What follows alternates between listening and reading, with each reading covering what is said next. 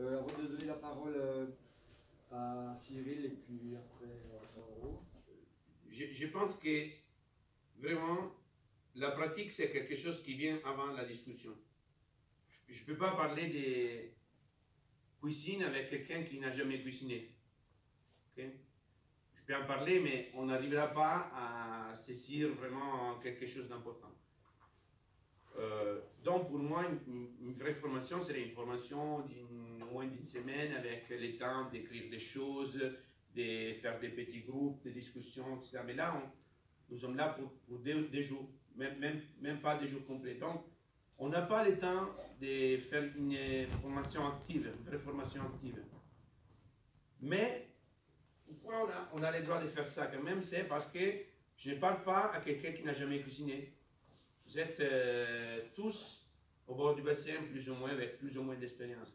Donc, c'est un peu comme si on est là pour faire une discussion après une pratique. Sauf que c'est un peu plus compliqué parce que ce n'est pas une pratique partagée, on ne connaît pas cette pratique. Mais on est en train de faire une réflexion qui va expliquer la pratique qu'on est capable tous de faire au bord du bassin. Okay? Je ne pourrais pas faire cette discussion avec quelqu'un qui travaille en boulangerie ou je ne sais pas où. Je peux faire cette discussion parce que vous connaissez une pratique de natation, chacun à son niveau. Ok, ça va? Si vous n'avez pas de questions, j'ai envie de commencer à expliciter mon discours. Ok? Questions? Ça, c'est comme en italien, jamais des questions. Vous savez, les questions, d'habitude, c'est fini, ok, au revoir, tu arrives pour faire une question. Alors, il ne faut pas faire ça, je serai très impoli sur ça, je ne vous réponds pas quand on est sorti de la salle, on est en train de sortir de la salle. Parce que si vous avez une question à poser, c'est une question qui va aider les autres à se développer. Ce n'est pas une question pour vous, c'est pour le groupe. Je ne crois pas à la formation individuelle, je crois à la formation du groupe. Alors, le sujet qui m'intéresse d'aborder, c'est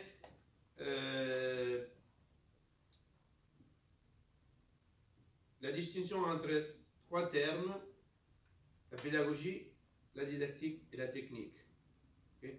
Je pense que c'est très difficile de se parler entre nous professionnels de la natation, parce qu'on n'aimait pas, la même chose derrière les mots.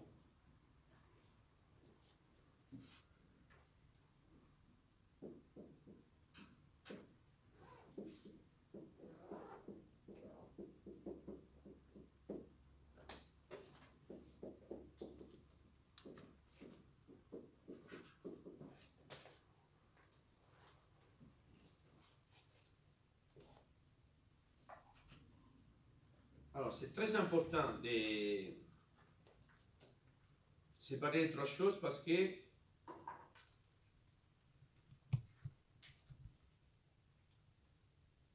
on pourrait être d'accord sur ce qui concerne la pédagogie, mais avoir une différente idée de didactique.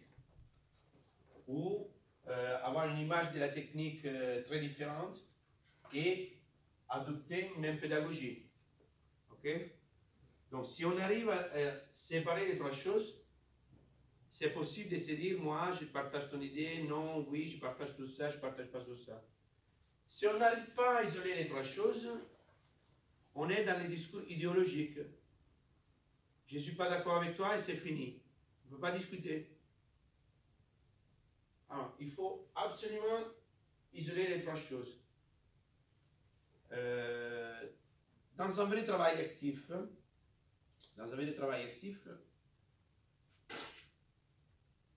maintenant on s'arrête, on fait des petits groupes et vous me dites qu'est-ce qu'on met derrière les mots. Okay, ça, c'est une vraie pédagogie active. Et ça demanderait toute la matinée, je pense. Parce que définir ça, c'est très important. Excuse-moi, tu m'as dit ton nom? Étienne. Étienne, je vais profiter de toi toute la journée parce que l'idée d'avoir un prof de maths ici, mais c'est énorme. Mais pour faire des examens, c'est pour dire que ça ne concerne pas la natation. Moi, je me suis posé ces problèmes-là en tant que professeur d'histoire. Parce que je suis resté, je parlais de ça avec Daniel, je pense, je suis resté à l'université parce que j'ai aimé, en effet, je n'ai pas aimé l'histoire de la Révolution française plus que d'autres choses. C'est que j'aimais vraiment la façon de parler, l'aspect pédagogique de mon professeur. Je trouvais un professeur qui, du point de vue pédagogique, pour moi, était extraordinaire. Mais en effet, après avoir vécu ces formations, je ne partageais pas du tout sa vision de l'histoire. Okay? Mais j'ai aimé sa façon d'enseigner l'histoire. Et après, j'ai fait mes études, j'ai organisé mon discours sur l'histoire, ma vision de l'histoire, de la Révolution française, d'autres choses. Et à partir de cette vision de l'histoire, j'ai organisé ma didactique, c'est-à-dire comment je me pose en relation avec mes élèves pour transmettre quelque chose. Okay? Donc, je n'ai pas le temps de faire cette partie active. Je vais vous dire qu'est-ce que je mets derrière ces mots-là. Et si quelqu'un d'entre vous ne partage pas cette idée, vous levez la main, ok?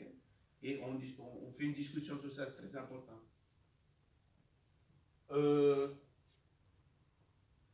C'est une question, je vous pose cette question, oui, je pose la question.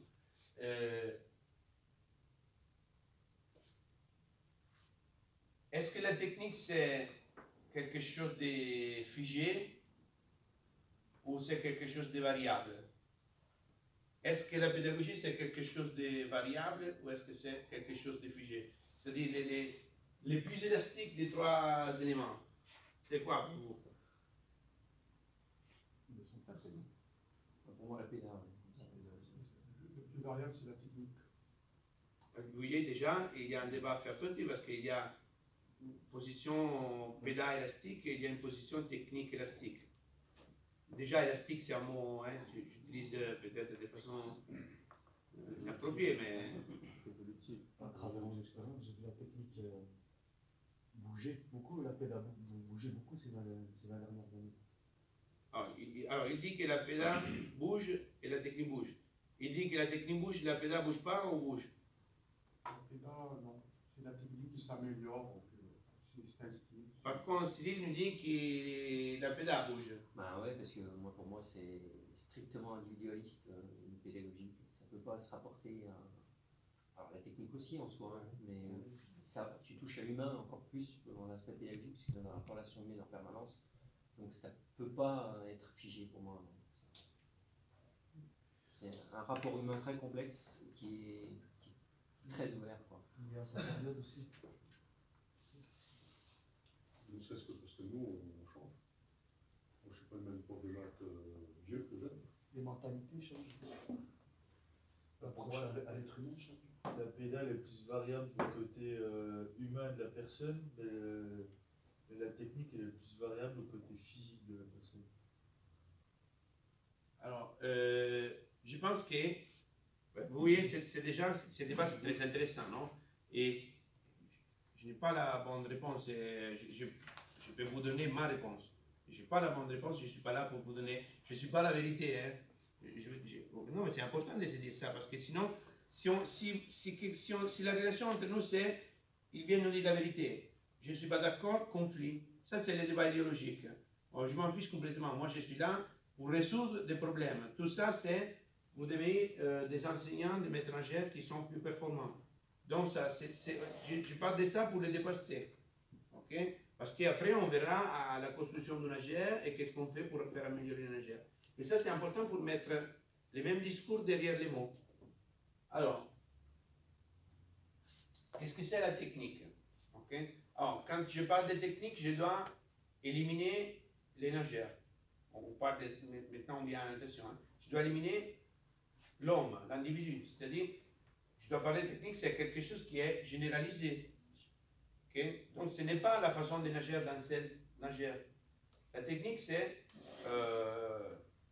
si vous voulez, la façon de nager que je tire des meilleurs nageurs, okay? Mais c'est en éliminant l'élément individuel. C'est-à-dire, à partir des meilleurs nageurs que j'analyse, je suis capable de construire un modèle de fonctionnement du nageur. Donc, comment devrait fonctionner un bon nageur, des meilleurs nageurs, mais en éliminant l'élément individu.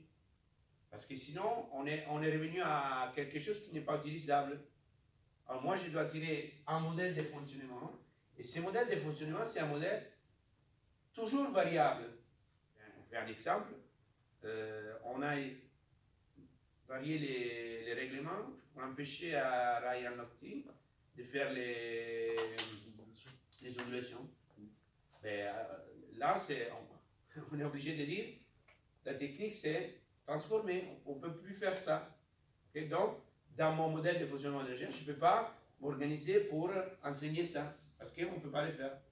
Moi, je n'ai pas aimé ça, parce que je pense qu'il avait trouvé une bonne solution, et je ne trouve pas intéressant de changer le règlement pour empêcher à quelqu'un qui a trouvé une bonne solution de faire des choses. Mais je ne suis pas dans la finale. Mais, en gros, quand tu dis ça, tu sous-entends que finalement cette action motrice qui était performante ne serait pas transversale à une autre utilisation dans la nage. C'est-à-dire qu'on peut très bien continuer à l'utiliser, à le développer, parce qu'elle est finalement peut-être transposable et transformable sur une autre partie du modèle. Très bien.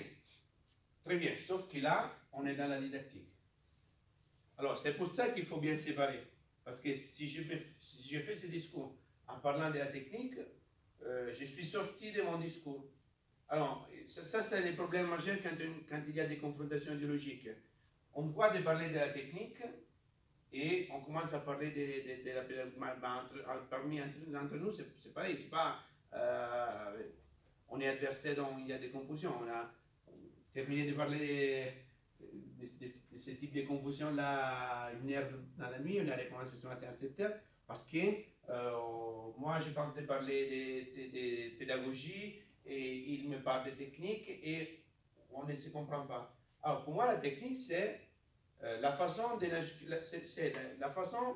nager de meilleur, mais en éliminant l'individu. C'est-à-dire, je ne peux pas dire la façon de nager de meilleur, c'est la façon de nager des Phelps. Vous avez la façon de nager des, je ne sais pas, Pellegrini. Ouais. Je ne peux pas dire ça, parce que ça, c'est la façon de nager d'un seul nageur. Moi, je dois tirer de ça un modèle de fonctionnement. Les meilleurs nageurs nagent comme ça, parce que c'est ça, ça, ça, ça, ça. Et ça, c'est un modèle de fonctionnement qu'il faut être capable d'expliciter. OK? Qu'est-ce que je fais de ces modèles de fonctionnement? À partir de ces modèles de fonctionnement, je dois être capable de construire une didactique. Alors, c'est très, très clair dans ma tête qu'est-ce que c'est la didactique. La didactique, c'est la façon d'organiser la matière pour pouvoir l'enseigner. Donc, la matière, c'est la natation. OK? Ça, on devrait le mettre ici. Si la matière, c'est la natation. La technique, c'est quelque chose de culturel, toujours variable. OK? Si je regarde la brasse, par exemple, parmi les nages, je pense que la brasse, c'est la nage qui a eu plus de transformation. Il y avait ça, il y a quelques années, il y avait ça. Et après, vous avez ça, presque, il n'y a même pas presque ça. Et plus de fréquences, moins de fréquences, l'ouverture des jambes, plus ou moins. Okay. C'est énormément variable en fonction des règlements, en fonction des meilleurs qui ont changé. Donc, à partir de là, j'ai un modèle culturel qui est issu des meilleurs nageurs. C'est un modèle de fonctionnement. Il y a des études derrière. Je peux être capable de tirer mon modèle. Je peux profiter du modèle qui m'a été proposé par quelqu'un d'autre. Mais je dois quelque part m'approprier de ce modèle. Parce que sinon, je ne suis pas capable d'en tirer une didactique. La didactique, c'est un problème de priorité et hiérarchie. Okay? Qu'est-ce que ça veut dire ça? Je ne peux pas tout enseigner en même temps. Bah, vous balancez la brasse ni du point de vue théorique, ni du point de vue pratique. Je ne peux pas prendre un nageur et lui dire tu fais la brasse du champion du monde.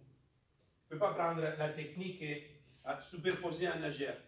Je dois lui apprendre, exemple, les coups de jambes, et après autre chose, et puis autre chose, et puis autre chose, etc. Okay? C'est-à-dire, moi, je dois organiser la matière okay, pour permettre à l'élève de s'approprier de cette matière.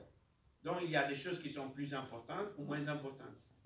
Et il y a des choses dont il y a une priorité, il y a une hiérarchie du point de vue de l'importance de la chose. Okay? Je ne flotte pas, je m'enfonce. Et je ne peux pas donner priorité à l'apprentissage du pape. Et je m'enfonce. Au départ, je dois apprendre à me sauver Hein, mais le ligne de bord était capable de rester sans bouger en surface et autre chose. Donc il y a une hiérarchie d'importance. Mais il y a aussi un ordre chronologique. Ce n'est pas simplement l'importance. Il y a un ordre chronologique. Donc je dois mettre, je découper la matière pour être capable de l'enseigner dans un ordre avec une importance. Okay? Qui fait ça? Ben, l'enseignant. C'est l'enseignant qui va construire sa structure didactique. C'est en fonction de quoi? C'est en fonction de la technique qui va adopter son organisation didactique. Pédagogie. Alors pour moi,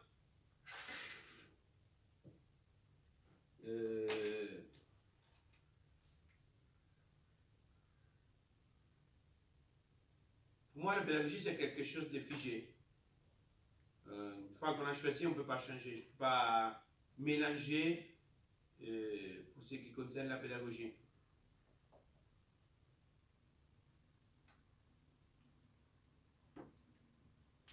Mais qu'est-ce qu'il y a dans la pédagogie? Il y a des choses dans la pédagogie. Ok? Alors, dans la didactique, je vais changer l'ordre. Si vous voulez, pour utiliser un langage peut-être que vous connaissez, hein?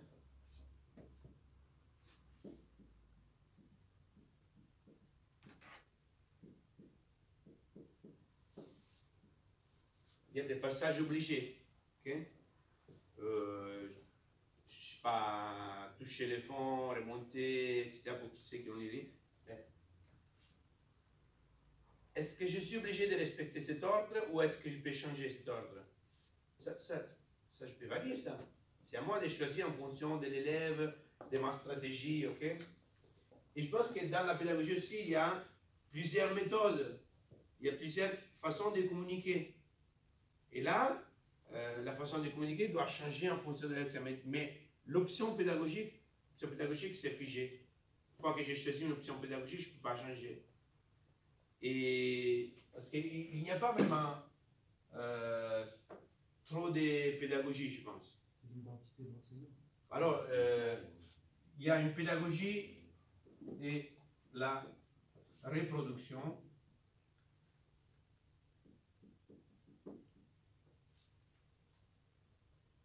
Et il y a une pédagogie de la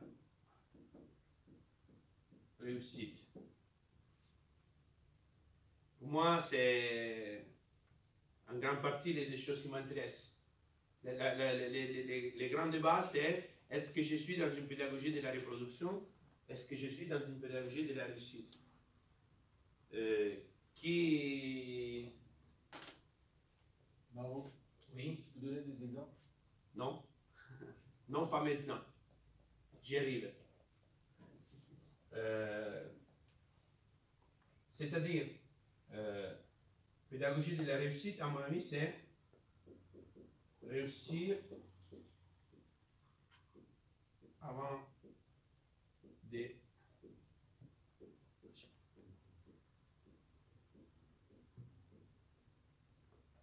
de comprendre, et la pédagogie de la révolution, c'est comprendre avant de réussir. Ok? Moi, je suis dans une pédagogie de la réussite. C'est-à-dire, moi, je crois vraiment, j'ai intégré dans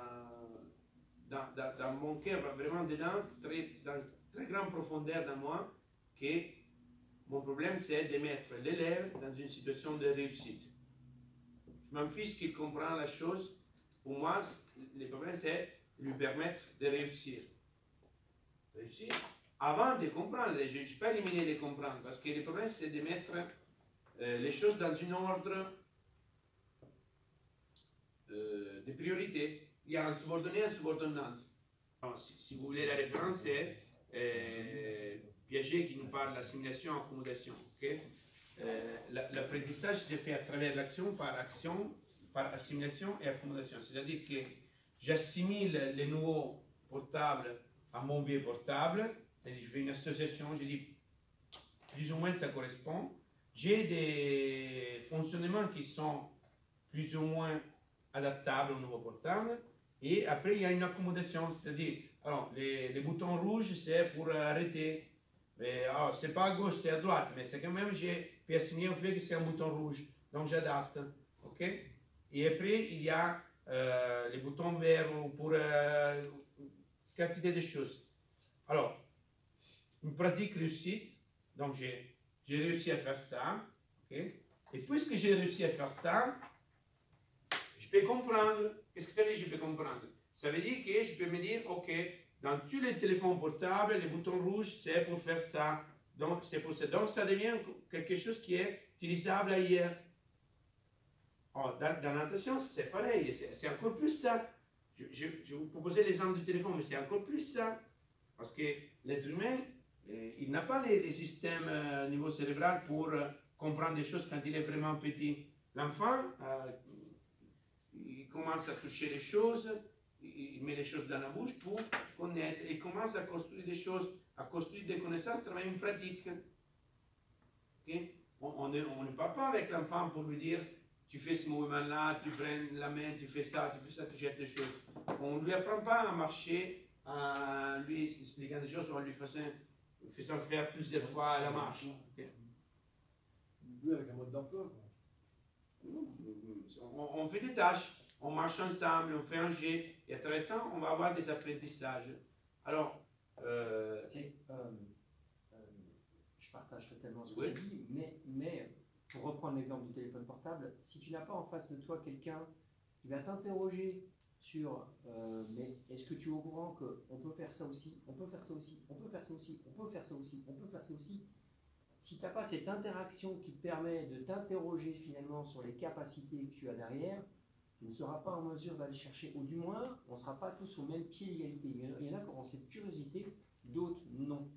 Donc c'est en ça que je trouve que c'est extrêmement élastique, c'est-à-dire qu'il y en a qui auront cette capacité à pouvoir, par curiosité, aller découvrir qu'est-ce qui se cache derrière, d'autres qui en resteront strictement au premier usage, en fait, finalement, parce qu'ils n'ont pas, ils ont besoin, à un moment donné, qu'on les interroge sur la capacité qu'il peut y avoir derrière. Quoi. Et qu'est-ce que ça veut dire?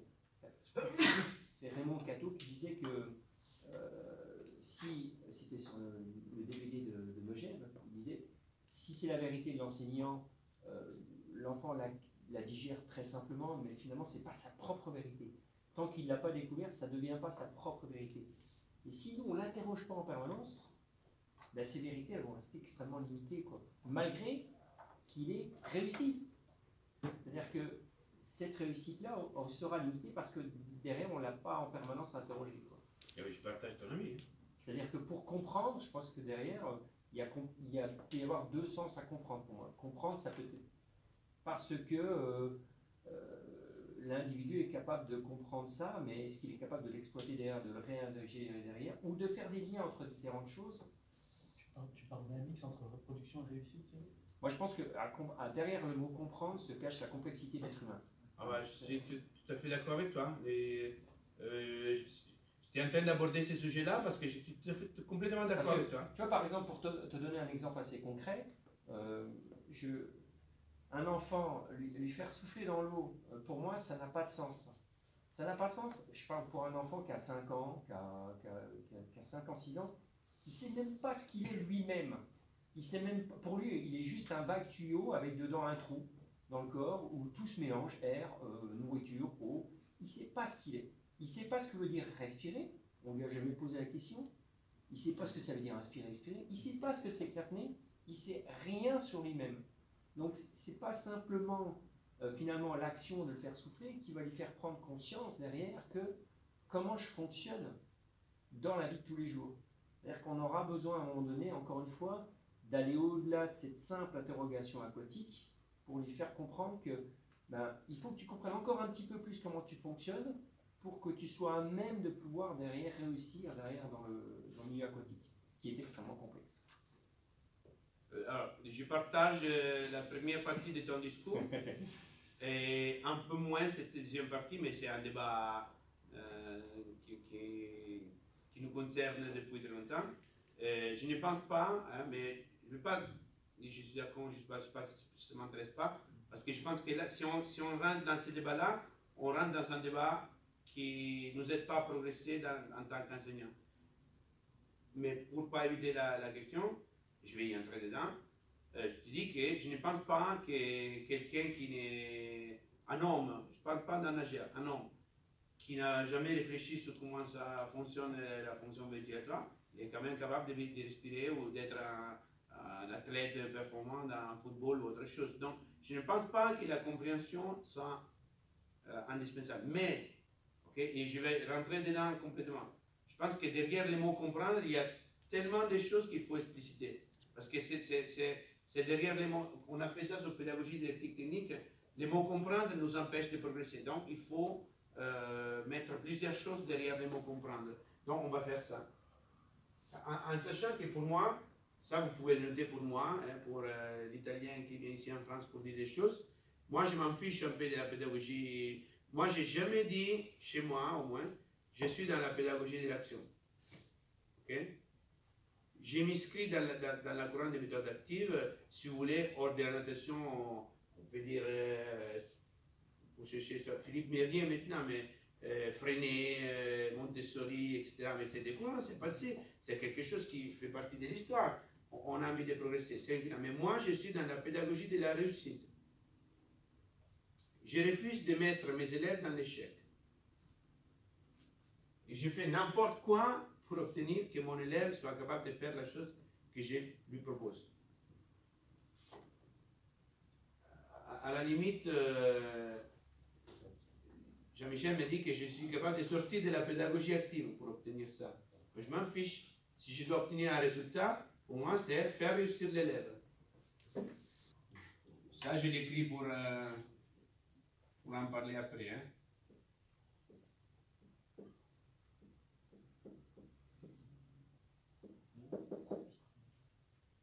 Réussir en fonction de... C'est pas réussir pour réussir. C'est réussir en fonction de construire quelque chose qui viendra après. Parce que sinon, je suis dans la reproduction. Si c'est réussir à faire quelque chose pour réussir la chose, je suis dans... Si, par exemple, dans l'entraînement, si c'est réussir pour réussir la chose que je demandais, s'il n'y a pas un projet, une fonction de faire quelque chose, je suis dans le dressage. Okay? Dans ma tête, il y a toujours un projet de construction. Et le projet de construction, c'est la didactique. Hein? Projet de construction, l'ordre de construction des choses, l'ordre de passage obligé. Qu'est-ce que je dois mettre avant, qu'est-ce que je dois mettre après. Donc, pour obtenir d'arriver au dernier passage de construction, je dois avoir réalisé les passages qui sont avant. Donc, pour moi, il faut réussir là, il ne faut pas éviter. Alors, les mots comprendre.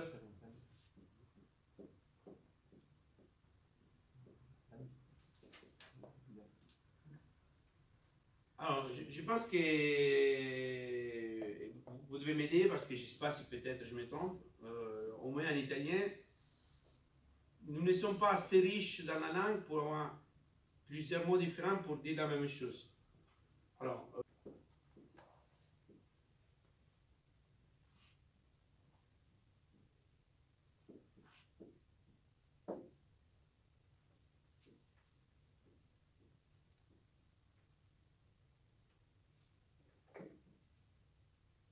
je pense que c'est vraiment ça.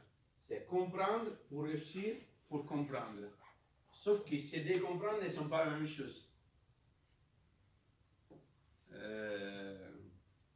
Et ça nous pose problème. Parce que je partage l'avis de Cyril qui me dit que pour être vraiment quelqu'un de complet, d'évoluer, par exemple pour être un enseignant, ces comprendre-là, c'est indispensable. Si je n'ai pas obtenu ces comprendre-là, c'est très difficile d'être un enseignant. Parce que j'enseigne quelque chose que je ne connais pas. Ça, c'est indispensable à mon avis. Ok? Ça, c'est un problème majeur pour l'enseignant. Ça, c'est ce qui nous conduit à être capable d'expliciter un modèle de fonctionnement. Si je n'ai pas compris pourquoi j'ai réussi, pourquoi un nageur est capable de réussir quelque chose, comment je peux dire pourquoi il nage comme ça, ou pourquoi il devrait nager comme ça. Je ne peux pas organiser ma didactique si je n'ai pas ces comprendre-là. Okay? Parce que je n'ai pas compris. Donc, dans quel ordre je peux mettre les choses. J'ai réussi à obtenir une bonne assiette de, je sais pas, ce que vous voulez. Mais j'ai réussi. Mais tu as mis plus de sel, moins de sel, combien de temps tu as fait cuire la viande? Non, je ne sais pas. Ça revient à ce que tu as dit tout à l'heure, tu ne pourrais pas expliquer ça à un boulanger. Alors, sauf qu'on utilise ces mots-là. Ok? Et là, il y a une autre comprendre. Comprendre pour réussir. Qu'est-ce que je dois comprendre ici pour réussir? Ce n'est pas du tout la même chose. Alors, il faut expliciter. Qu'est-ce que vous mettez là? Qu'est-ce que vous mettez là? Alors, je vous aide, je vous donne ma réponse. Okay? Alors, là, c'est comprendre les fonctionnements. C'est comprendre les relations des éléments entre eux qui font que la chose fonctionne ou non. Okay? Ça, c'est une compréhension du fonctionnement. Si je dois enseigner à construire une voiture, je ne peux pas enseigner ça, sauf si je suis dans la reproduction. On me donne un mode d'emploi. Je vous le transmets, je ne dois rien comprendre. J'apprends par cœur, je vous dis, je peux transmettre la chose. Mais si je suis obligé de vous faire fonctionner, je ne peux pas vous transmettre un mode d'emploi. Je suis obligé à savoir les fonctionnements de la chose. Parce que je dis non, là ça ne marche pas, là il faudrait mettre comme ça, là il faudrait faire comme ça. Okay? Je dois comprendre les fonctionnements pour adapter en fonction de la situation de l'individu, de l'homme. Donc là, je dois comprendre les fonctionnements. Pour donner un exemple d'adaptation. Oui. Pour arriver à ce. Oui, oui. À ce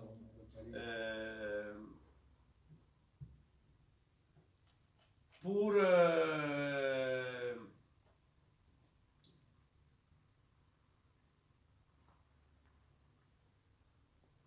on n'a pas parlé encore de la didactique, de mon idée de didactique de la natation, mais on anticipe un peu et on fait un exemple. C'est indispensable pour l'enfant d'être en grande profondeur, on l'a dit au départ. Moi, j'ai choisi une stratégie de grande profondeur. C'est indispensable pour l'enfant de toucher le fond.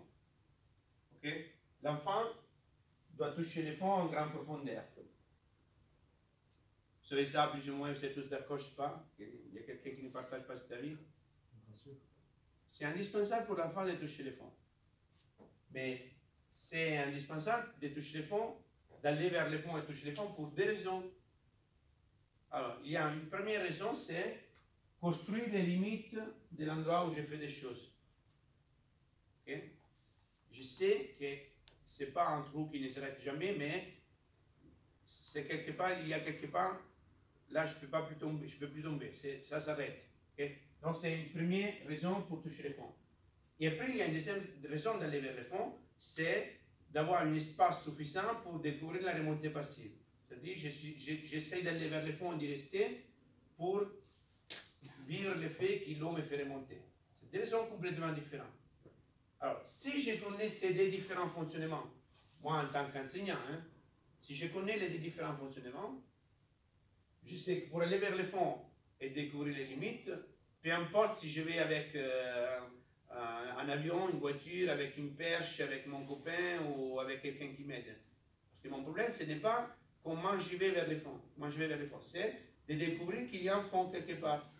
Par contre, si je suis dans la situation de découvrir que j'essaye d'aller vers le fond et l'eau me fait remonter, je ne peux pas y aller avec quelqu'un qui m'aide, ou avec un moteur, ou avec une perche.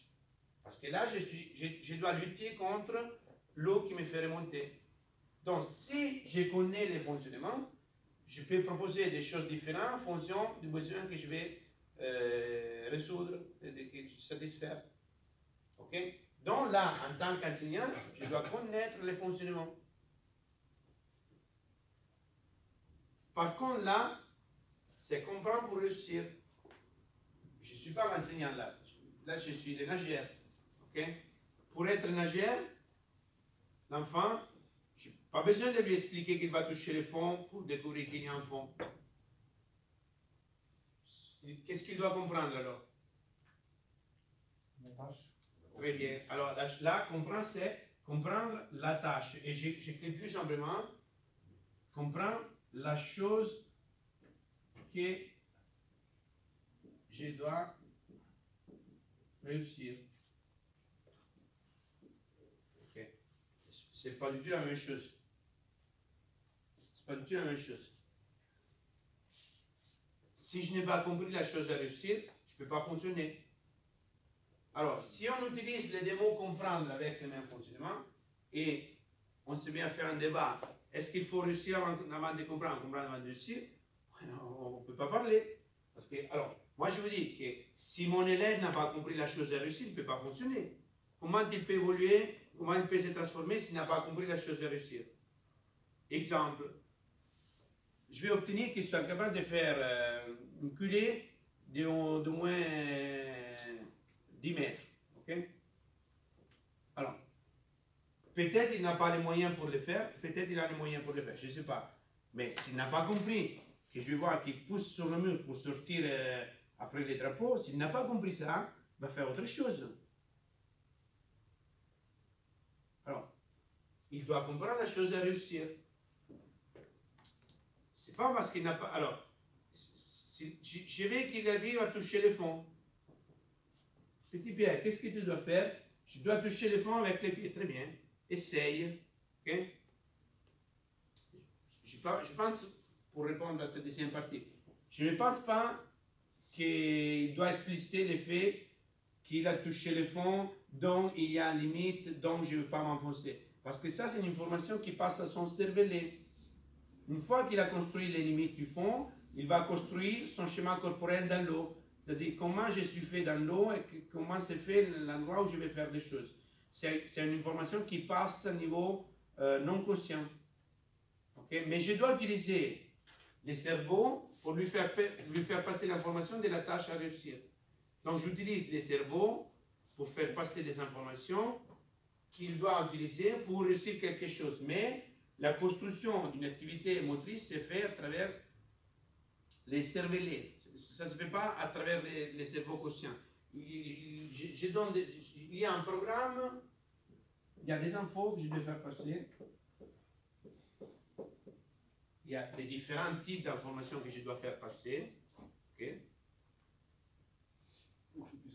Pour qu'il puisse réussir la tâche. Alors, au départ, il y a une compréhension de la tâche à réussir. Et là, je reviens à, si vous vous rappelez les tableaux d'avant, pédagogie. Quand on dit qu'il y a des différentes pédagogies. Non, je ne pense pas qu'il y a des différentes pédagogies.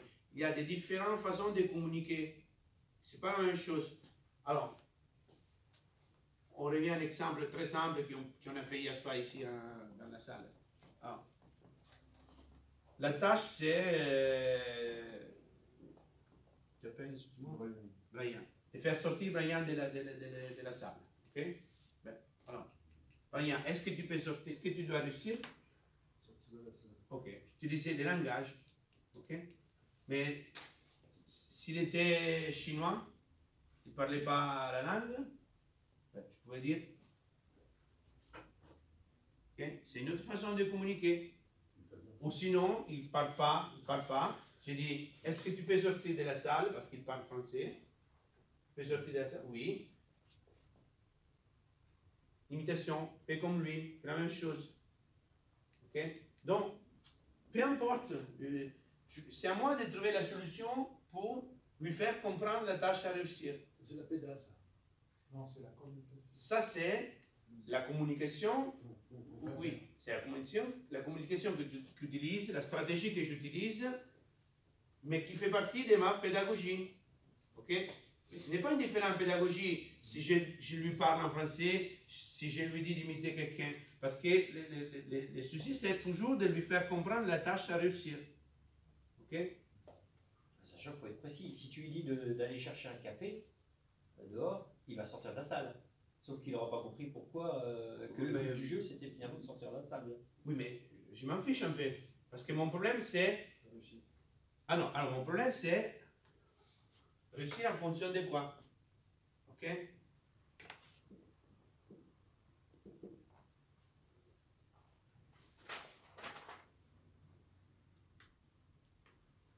Alors, je vais trahir ma personnalité.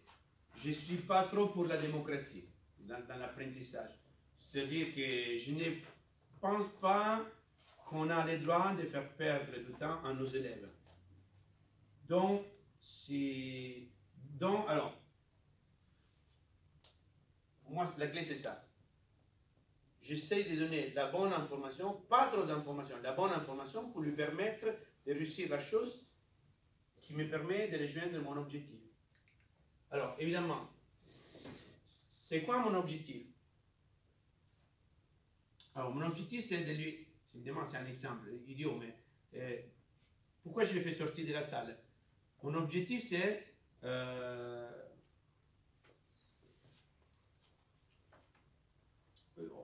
Est-ce que tu as envie, on prend un gel là? On prend un gel, ou tu veux jouer léger? Ok. On va jouer léger avec Brian, qui va se prêter. Alors, est-ce que tu peux traverser la salle, s'il te plaît? Attends, mais tu ne peux pas faire le tour de table et tu ne peux pas me faire déplacer. Tu peux traverser la salle? D'accord.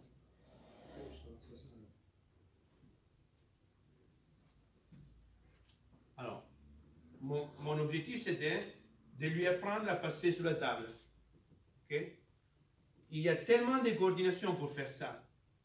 J'aurais pu dire, merci, hein, j'aurais pu dire, tu sors de la chaise, tu te mets sur le terrain, tu avances avec tes genoux, etc. Il y a tellement de coordination, c'est pas possible d'enseigner des coordinations. Sinon, je serais dans la répression. Merci. Hein. J'aurais pu dire, je vous fais l'exemple. Alors, tu te mets à genoux, tu te mets plus en avant, tu mets la tête en avant, tu bouges avec les coudes, tu bouges avec les genoux, tu bouges avec ça, tu bouges avec ça. J'aurais obtenu qu'il était sorti de la table. J'aurais pu lui expliquer, alors moi, tu sais, pour moi c'est important pour être capable d'aller, je sais pas, en guerre, que tu sois capable de faire les mouvements de ça. Donc pour faire ça, je t'apprends à passer sur la table, peu importe. Parce que ce qui m'intéresse, c'est qu'il soit capable de faire tout ça. Ça, c'est quelque chose qui c'est passer au niveau de son cervelet, passer sur la table.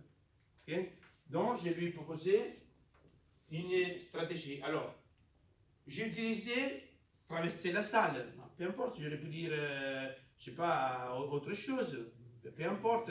La situation que je vais proposer pour construire, pour faire passer un message, c'est la qualité de l'enseignant.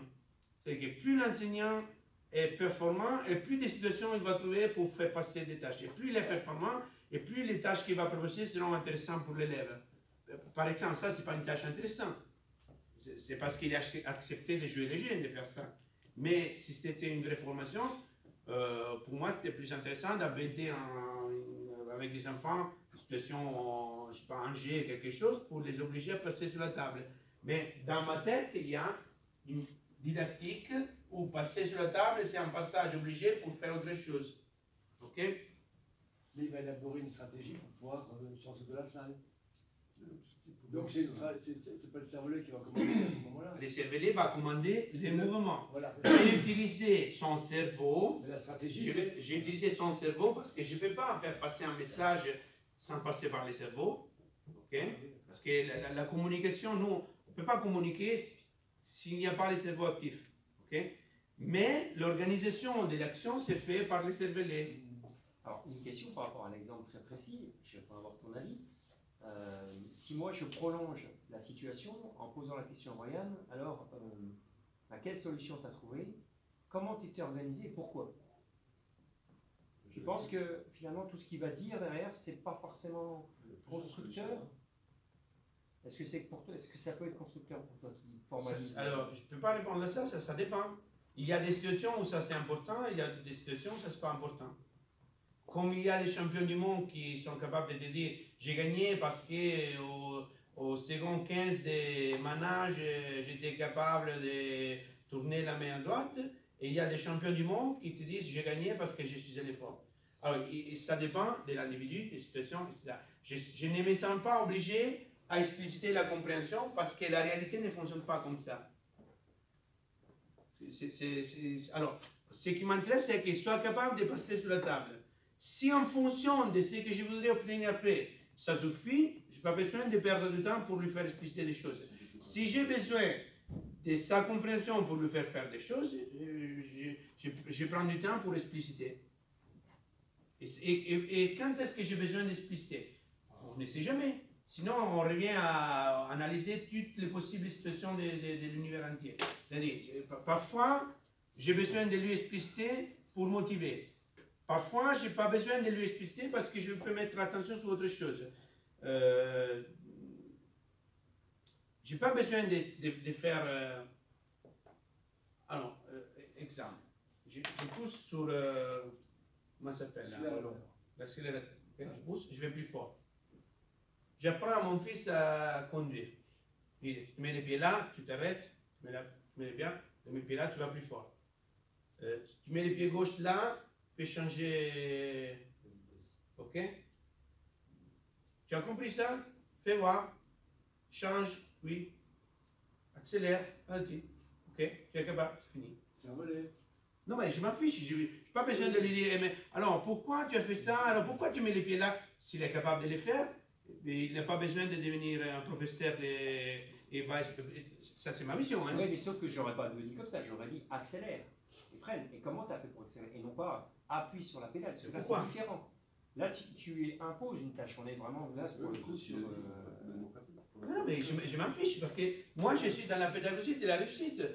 Pourquoi je devrais lui dire accélère et il doit trouver sa solution? Je pars toute la semaine, je dois apprendre à nager à 15 nageurs. Je lui dis, tu mets les pieds sur ton accélérateur. Est-ce que ça a fonctionné? Oui. Prochaine fois que tu dois accélérer, qu'est-ce que tu fais? Je mets les pieds là, c'est fini, merci, très bien. Moi, je suis là pour lui apprendre à fonctionner. Je ne suis pas pour faire un débat de formation avec lui. Je ne vous invite pas à partager mon avis, mais je fonctionne comme ça. Mais alors, dans l'exemple que tu as pris où Brian passe sous la table, s'il était passé au-dessus de la table. Alors, si mon souci c'était de lui faire passer sur la table. Tu voulais le faire passer en dessous, mais qu'il soit passé au-dessus. J'aurais ajouté une consigne. Comme je lui dis, tu ne peux pas passer ici. Mais alors, si je vais développer. Alors, mais ça, c'est un exemple un peu plus réel. Ok? Je pense qu'il n'est pas capable je profite de Joaquin. Je pense qu'il n'a pas trop équilibré. Ok? Tu peux venir ici, s'il te plaît. Sur un seul pied, s'il te plaît. Sur un seul pied? Ouais. Ok. Mon souci est de développer sa capacité d'équilibre.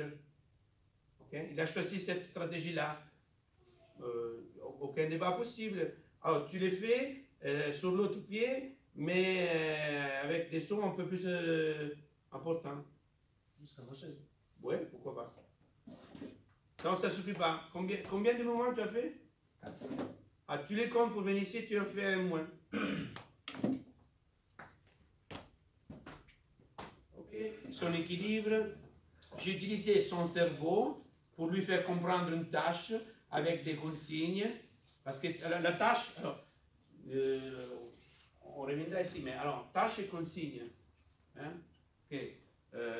La tâche, c'est la chose à réaliser.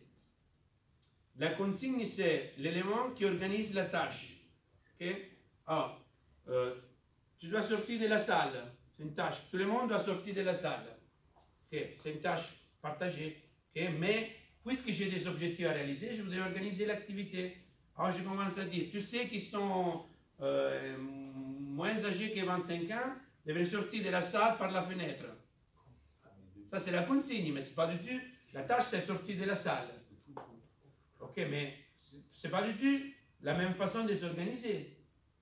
Okay? La consigne organise la tâche. Donc, tâche sans consigne, ça ne sert à rien. Alors là, mais alors, comment je peux trouver la tâche et la consigne? C'est en fonction de mon modèle de fonctionnement technique, qu'est-ce que je vais obtenir, et de ma didactique. J'ai besoin de quelque chose pour obtenir autre chose. Donc, j'ai besoin qu'il soit capable de grimper. Donc, je lui propose une tâche qui l'oblige à grimper. Alors, ça c'est... Alors, j'ai fait une formation que malheureusement je ne peux pas aborder aujourd'hui, des airs sardinales pour les formateurs des dynastes, David, Daniel, c'était une formation. Je publie quelque part, ça s'appelle La magie de la formation. Mais c'est pas moi qui l'ai dit. Hein, alors, moi, je reviens à mon parcours de professeur d'histoire. J'ai étudié la Révolution française. En France, vous avez inventé les droits de l'homme. Je plaisante un peu quand je dis que je ne suis pas pour la démocratie, okay, mais c'est pour vous dire que c'est ça le paradoxe de la formation. Le paradoxe de la pédagogie, c'est ça. C'est qu'il faut, pour moi, vraiment, l'objectif final de toute formation, pour moi, c'est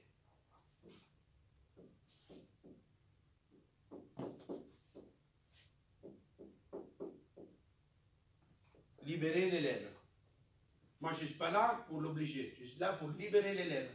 Libérer son potentiel, libérer son cerveau, lui permettre de se développer au maximum possible. Donc ça c'est vraiment l'objectif final, même dans la construction d'un nageur, et c'est pour ça que je dis que je ne suis pas un bon entraîneur. Pour moi, le développement de sa personnalité, libérer la possibilité de réaliser sa performance, c'est plus important que réaliser la performance. Je sais bien que si j'oblige mon entraîneur à faire des choses, je vais peut-être obtenir une performance meilleure que si je les libère. Parce qu'une fois qu'il est libéré, il peut choisir s'il fait la performance ou non, il peut se tromper, mais ce n'est pas ma performance, c'est sa performance à lui. Ok? Mais le paradoxe, c'est que pour le libérer, je dois l'obliger à faire des choses. Ok? Qu'est-ce que ça veut dire l'obliger à faire des choses? Je fais l'exemple de l'enfant. Hein?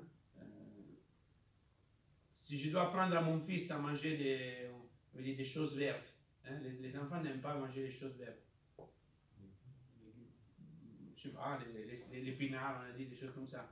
Okay? Ça c'est normal, ça c'est une réaction naturelle.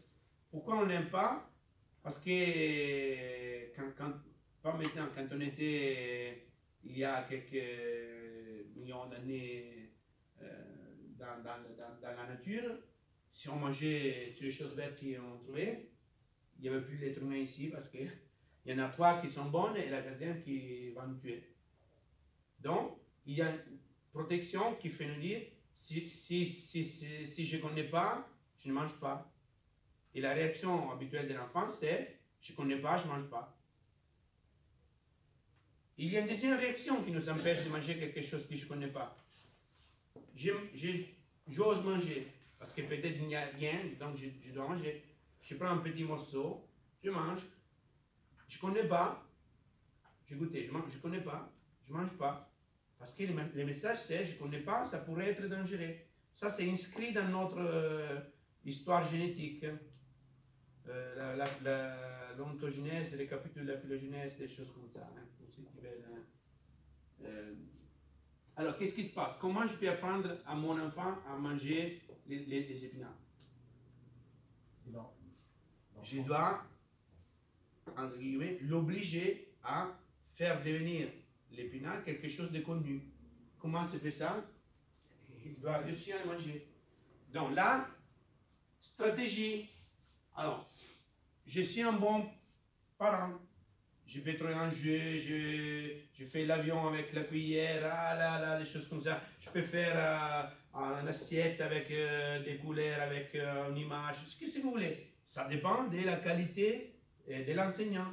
La stratégie que je trouve pour l'obliger à faire la chose. Mais en effet, s'il n'a pas réussi à manger les épinards au moins 3, 4, 5 fois, il ne va pas aimer ça. Comment on peut justifier cette histoire de... je sais que tu penses à ça depuis au moins 15 minutes.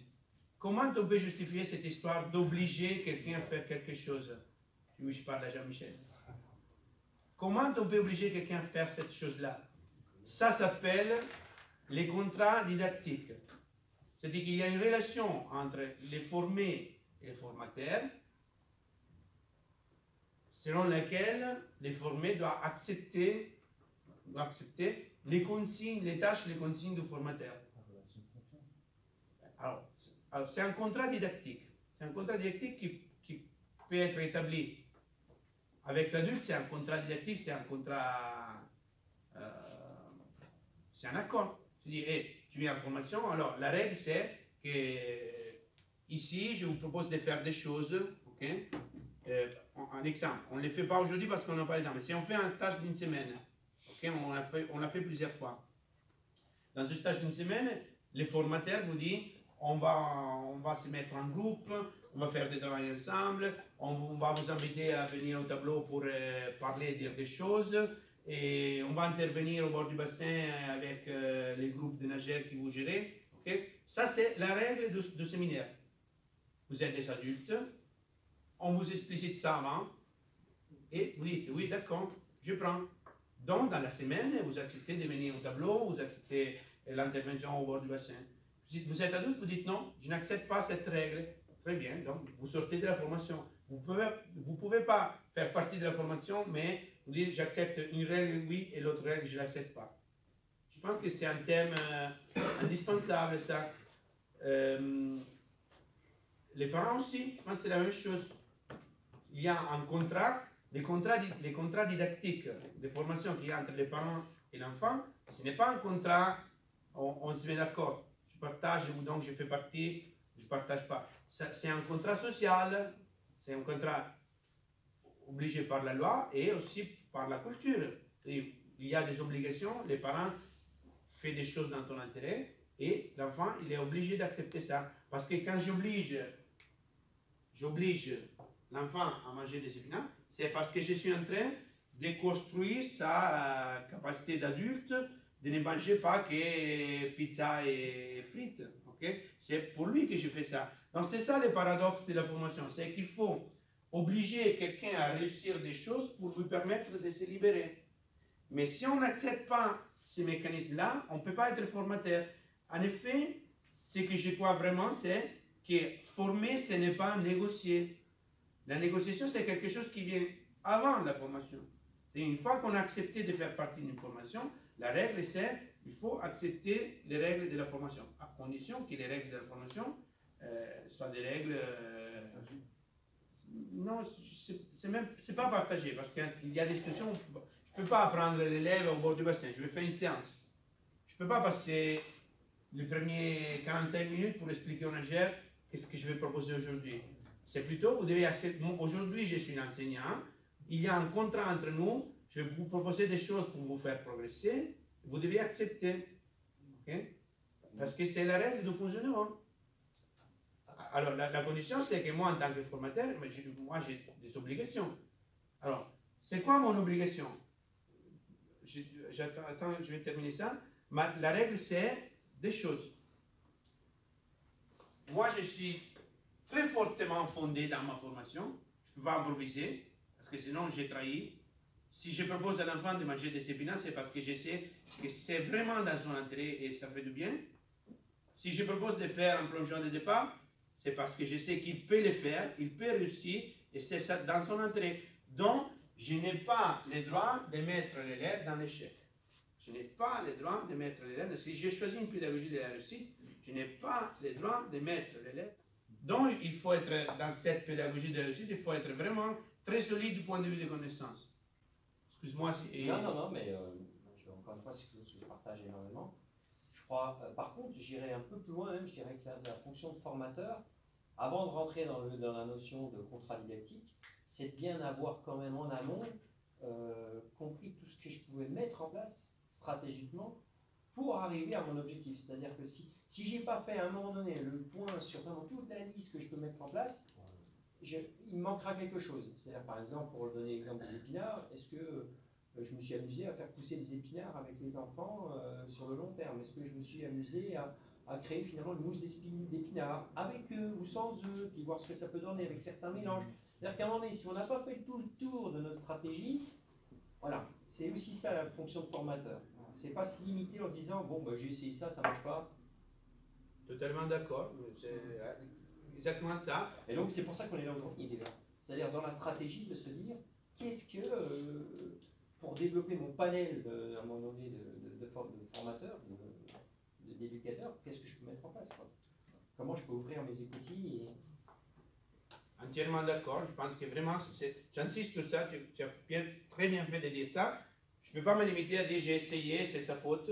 Je dois vraiment voir toutes les avoir construit ma didactique, arriver jusqu'au bout, savoir où est-ce que je vais arriver enfin, connaître les raisons pourquoi je fais ça, avoir une boîte utile énorme, complète, utilisable, donc pour être formateur, c'est comprendre là, c'est indispensable. Hein.